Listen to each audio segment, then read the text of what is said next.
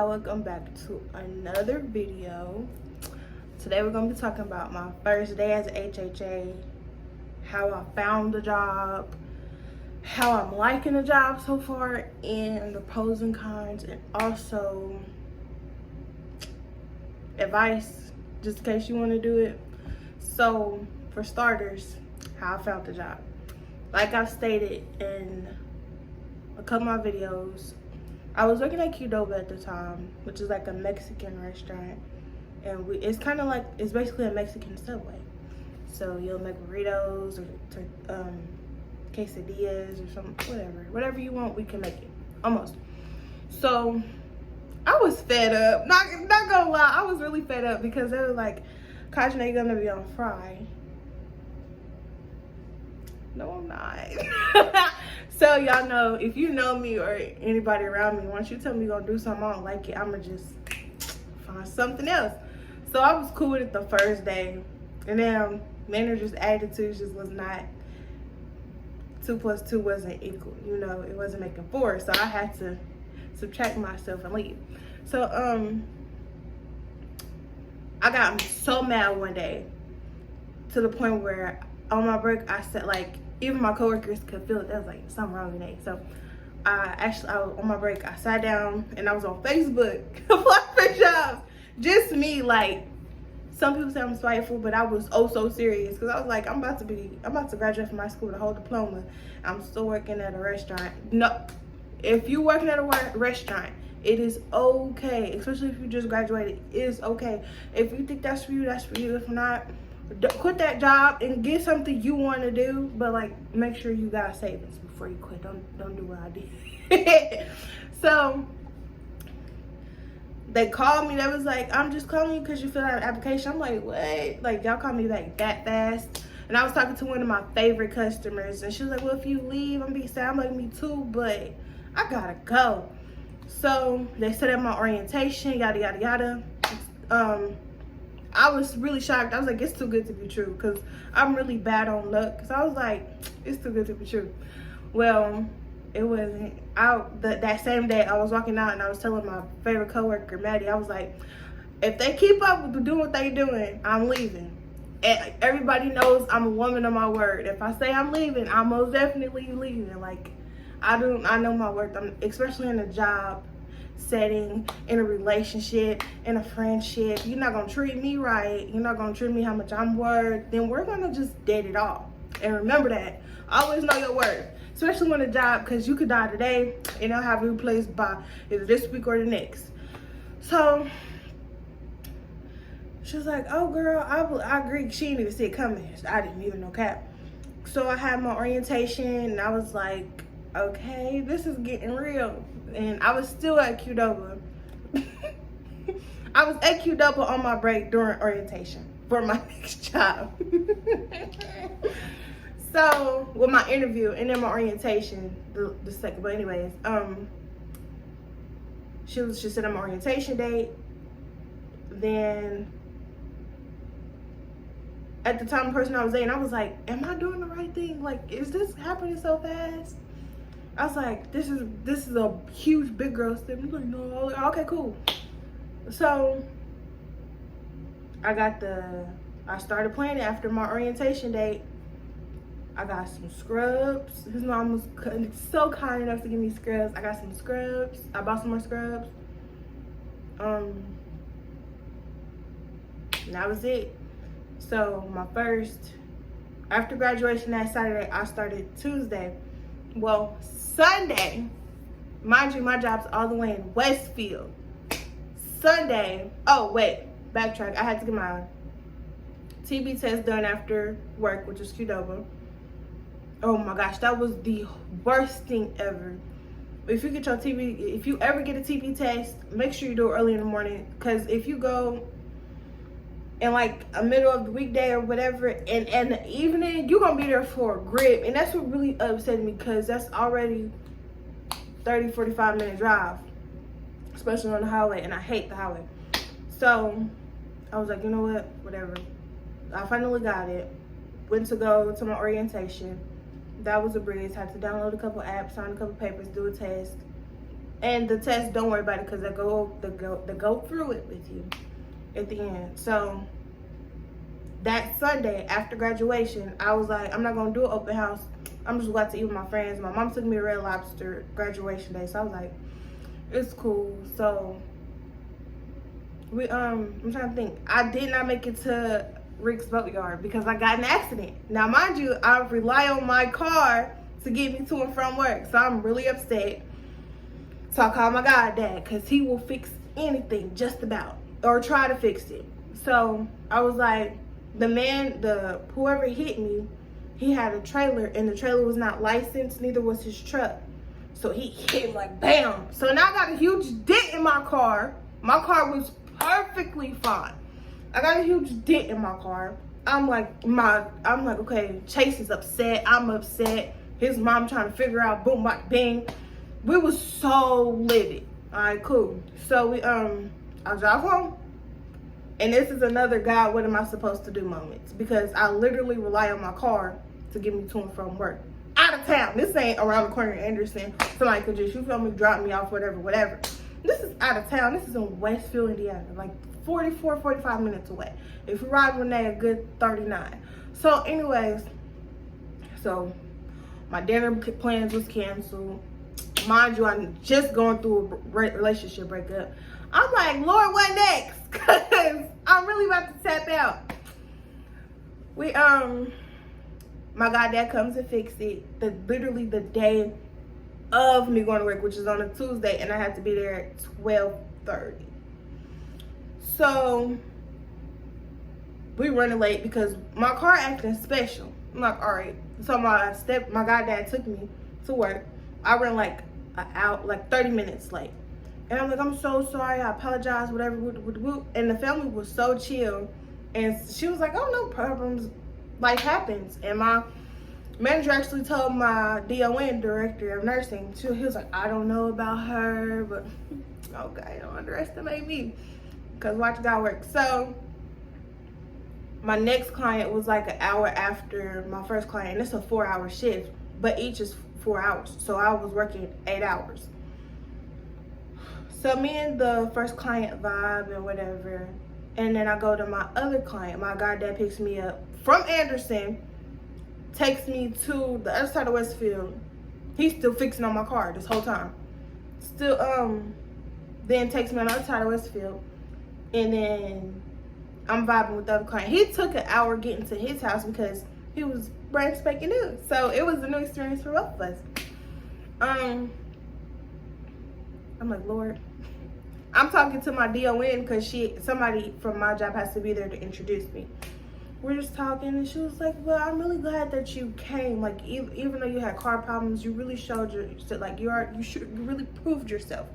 Like, I'm kind of glad I came too. I need this job. Not really, but I really wanted to do it. So, I finally met my client when he got there.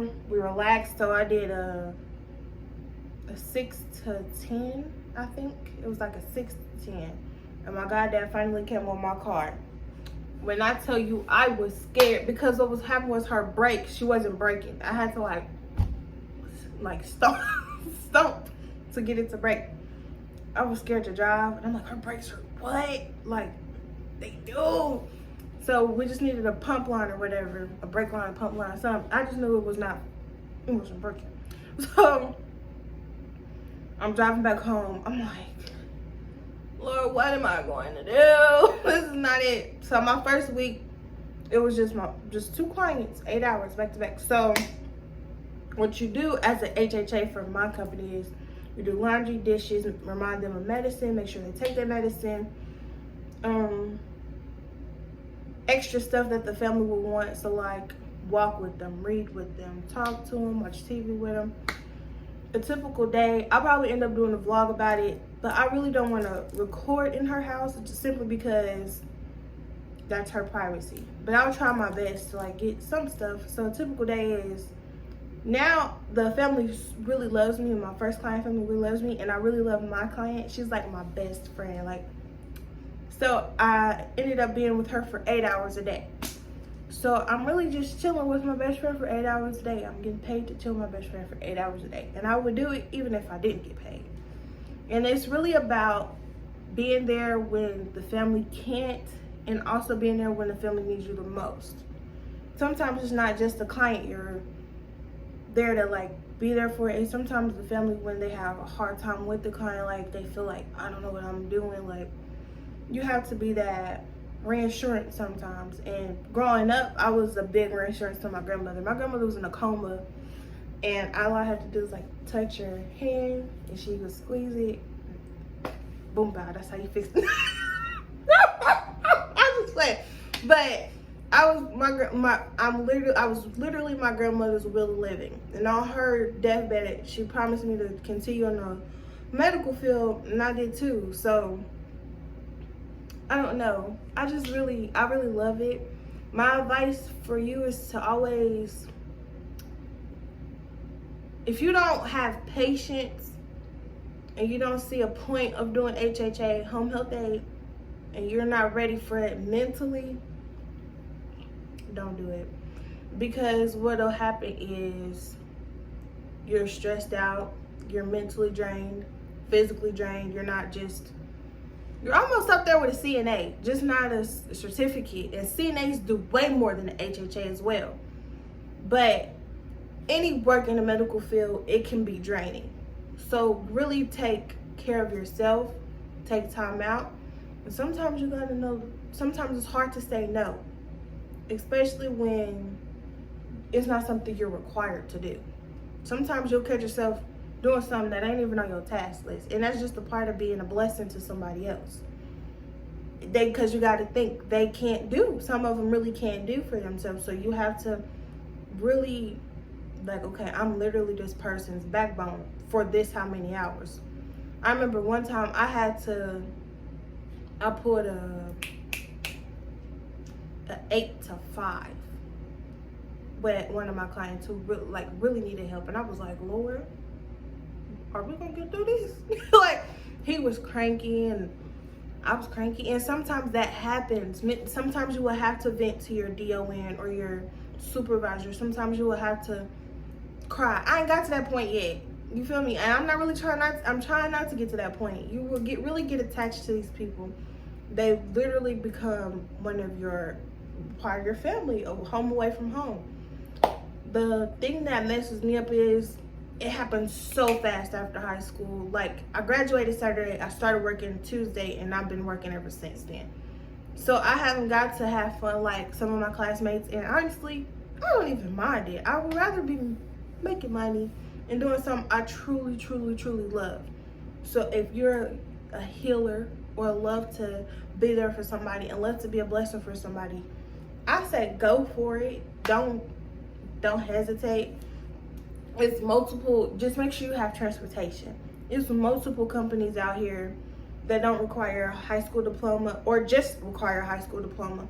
If you're a CNA, like the nursing home, just not it. You would rather do one-on-one with one patient, I would say go for it, because HHA, CNA, almost alike, not alike. It's pros and cons. The pros of it is